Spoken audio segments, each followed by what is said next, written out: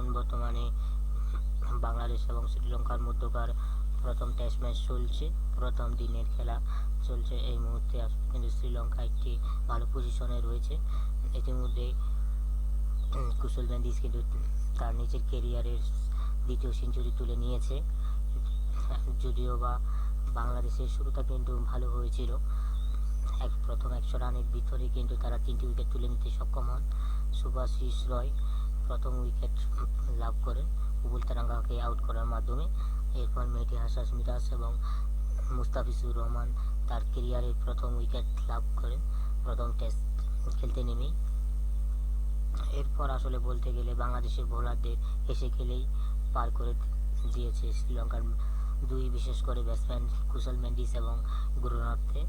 দুজনই কিন্তু আসলে খুবই ভালো ব্যাটিং করছে, দেখে শুনে ব্যাটিং করছে, যার কারণে আসলে বাংলাদেশি বোলাররা কোনো চান্সই পাচ্ছে না আউট করার জন্য। যদিও বা কুশল মেন্ডিস কিন্তু প্রথম বলেই ক্যাচ দিয়েছিলেন উইকেট কিপার রিটন দাসকে, যদিও সে যাত্রায় তিনি কিন্তু নো বলে সৌজন্য বেঁচে যান এবং সেই 0 থেকে এখন তিনি 100-এ পৌঁছে গিয়েছেন। তো আসলে বাংলাদেশ যদি খেলার মধ্যে ফিরে আসতে হয় তাহলে কিন্তু অবশ্যই দ্বিতীয় দিনের খেলায় প্রথমে কুশল মেন্ডিস এবং গুরুনাথ থেকে আউট করতে হবে, তা না হলে কিন্তু আসলে বাংলাদেশের জন্য মঙ্গলজনক হবে না। তো প্রতিদিনের বাংলাদেশ ভার্সেস শ্রীলঙ্কার হাইলাইটস আপডেট পেতে অবশ্যই আমাদের চ্যানেলটি সাবস্ক্রাইব করে রাখুন এবং